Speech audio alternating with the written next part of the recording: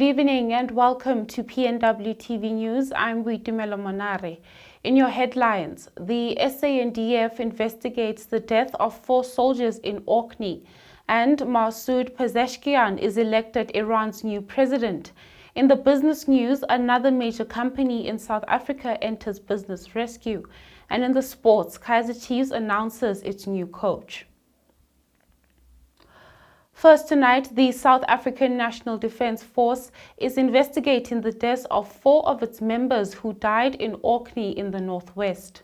The SANDF said that the deceased members were discovered inside a container structure that is used as a guardhouse for those on 24-hour duty by members who were meant to relieve them for the next shift. The military said that the members were deployed on a 24-hour shift at dormant Mine Shaft 3, located near the disused Harry Oppenheimer Stadium, which has been a hotspot for illegal mining for some years now. The soldiers were assigned there as part of Operation Vala Umgoti, an operation which aims to tackle illegal mining activities. Carbon monoxide poisoning is believed to be the possible cause of death. Now, SANDF spokesperson Sipiwe Dlamini confirmed that the district surgeon was called to the scene and examined the bodies, confirming no injuries. In more news, health authorities are closely monitoring the monkeypox virus outbreak in South Africa as cases are expected to rise. This follows the recent update for 4 additional infections that have been reported in KwaZulu-Natal and Gauteng. Since the outbreak began in May 2024, the total number of laboratory-confirmed cases in the country has reached 20. Health Department spokesperson Mr. Foster Mohale gives an update. More mpox patients receive a clean bill of health as new cases are confirmed. The Department of Health is pleased to announce that 15 of the total number of mpox cases detected in South Africa have recovered from the disease, while 5 remain hospitalized due to severe health complications compounded by either unmanaged or recently diagnosed underlying conditions such as HIV. Only 1 case was readmitted for further medical attention. This is a testimony that mpox is a treatable or manageable disease if diagnosed early for effective treatment. Hence, people are urged to seek health care once they experience mpox-like symptoms or come into contact with those who tested positive. The Department of Health, working with various stakeholders in the sector, continues with efforts to curb the spread of mpox in the country. The country has recorded 4 more laboratory-confirmed cases of mpox in Gauteng and KwaZulu-Natal. The recent cases include a 17-year-old man from Hillbrow in Johannesburg, 37-year-old man from Pretoria East, 29-year-old man from West Rand, and 19-year-old man from Durban in KwaZulu-Natal. This brings the total number of positive cases of mpox in South Africa to 20 and 3 deaths since the outbreak of the disease in May 2024. 10 of these cases were recorded in Gauteng, 9 were recorded in KwaZulu-Natal, and 1 was recorded in the Western Cape province.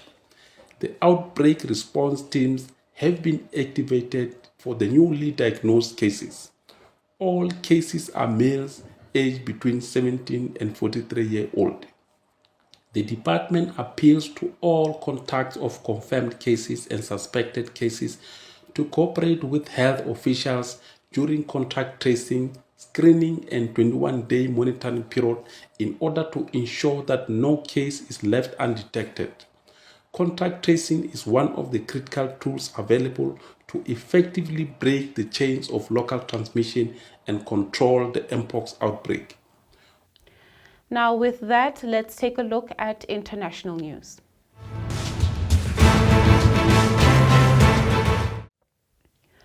We go now to Iran, where Masoud Pezeshkian has promised to serve all Iranians in his first public address after being declared the winner of an election runoff against his hardline rival Saeed Jalili. Pezeshkian also hailed the relatively high turnout on Friday's polls, promising to listen to the voices of the Iranian people and fulfill all promises he made. Seen as a centrist and reform-minded candidate, Pezeshkian secured nearly 16.4 million of the more than 30 million votes cast, ahead of Jalili, who received some 13.5 million. This is according to the official account.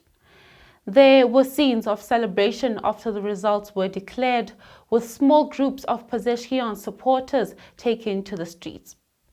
Now, Russian President Vladimir Putin was among the several world leaders to congratulate Pezeshkian, but Western leaders are yet to respond. Now from Africa, the military leaders of Burkina Faso, Mali and Niger have hailed a newly signed treaty as a step towards a greater integration between the three countries. This is in the latest showing of their shift away from traditional regional and Western allies. During a summit in the Nigerian capital of Niamey on Saturday, the three leaders signed a confederation treaty that aims to strengthen the Mutual Defense Pact announced last year. This is the Alliance of Sahel States. The signing capped the first joint summit of the leaders, Niger's General Abdurrahman Tiani, Burkina Faso's Captain Ibrahim Traoré, and Mali's Colonel Assimi Goïta, since they came to power in successive coups in their bordering West African nations.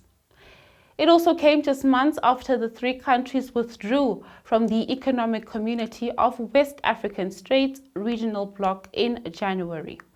The West African Economic Bloc had suspended the three countries after their respective military takeovers, which occurred in July 2023 in Niger, September 2022 in Burkina Faso, and August 2021 in Mali. Burkina Faso's Traoré also accused foreign powers of seeking to exploit the countries. The three nations have regularly accused former colonial ruler France of meddling in the bloc's affairs. Now, those were your international headlines. Let's go now to the business news.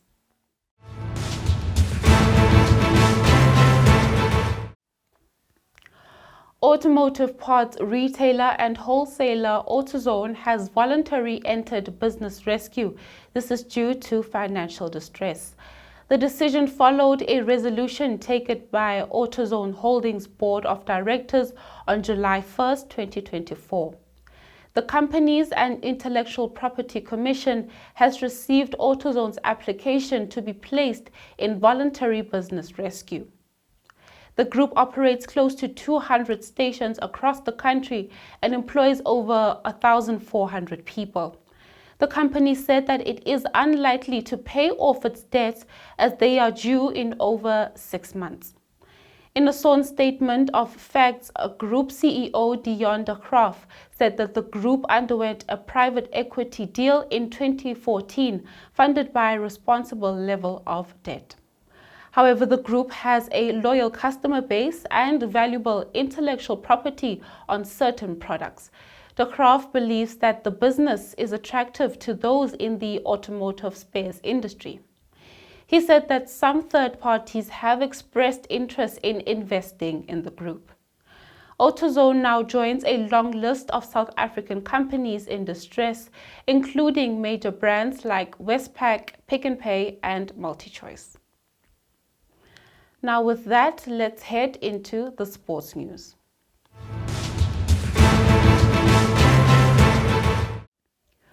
After weeks of speculation, Kaizer Chiefs has finally confirmed Tunisian Nasreddine Nabi as their new head coach. The Soweto Giants made the announcement on Sunday evening, almost a week after letting Kevin Johnson go. Johnson had served as the club's interim head coach following the sacking of Molefi Ntseki before the turn of the year. According to reports, Nabi agreed to become Chiefs' new coach a couple of weeks ago, but was waiting to complete the season with AS-FAR Rabat. Fernando de Cruz, who was Nabi's number 2 at AS-FAR Rabat until last year, has already been seen working with the Kaizer Chiefs squad as they prepare for next season. Chiefs are currently in Turkey as part of their pre-season preparation for the upcoming DStv premiership. In more soccer news, Angola has secured their fourth COSAFA Cup title after a 5-0 drubbing over Namibia in the final at Nelson Mandela Bay Stadium on Sunday. In what was their first triumph in the regional tournament since 2004, Pedro Concalves' side was by far the most impressive team on the day. Angola scored 13 goals in 5 games. Angola took just 13 minutes to open their account as Francisco found the back of the net after a breakaway by Aurelio, who cut the ball back for Manuel to strike. Creating a moment. Depo on the turn. Isolated, no problem. Eliminates 2. Powering forward now is Depo and his teammates arriving on the scene. The cutback! Keeper has loaded on 1-0. Well, Depo making it all happen on this near side. Namibia found themselves in further trouble when Captain Charles Hambira was yellow-carded after a foul on Francisco in the area. The referee, through VAR, awarded Angola a penalty and Aurelio slotted it home. In trouble. Namibia playing themselves into trouble here. With Pedro again closing down from the front, something the Angolans have profited from so often in this year's tournament, where they looking for his 5th of the tournament. Depo finds the back of the net. Angola lead by 2 in the minutes leading up to half-time, and Depo gets on the scoring sheet here in the final. Just before Depo touched the ball, that's when Ndisiro always... Angola grabbed a third when Victor Pedro headed home to extend the lead. Now finding their way here. Header! Goal number 3. It's Vitinho powering forward for his 2nd of the tournament. Pedro scored his 2nd to all, but sealed the deal with a left-footed free kick that was rifled home to give Angola a 4-0 lead. Mistakes and they got punished for them. Now it's make-up time. It's now the worst thing to do. That's what it's doing! Click, click! Bang! Vitinho smashes it home! What a goal from Vitinho! He's 2nd of the match, but what a goal! We've worked with Vitinho in all these... Angola skipper Manuel scored the 5th goal a few minutes later to complete the demolition. Defenders, then there's Depo, then Pedro, and here they come again as they back across, and from the near post, it's Galliano that finds the roof of the net to make it 5. At the time when Pedro was raising his hand on the far post blind side, and then it was a question of I don't need... Now Antonio Mwanza and Aurelio won Player of the Tournament and Golden Boot winner respectively in the awards ceremony after the game. Mozambique goalkeeper Armando Dutor won the Golden Glove Award and Comoros national team won the Fair Player Award. That's where we end things tonight. Until next time, good night.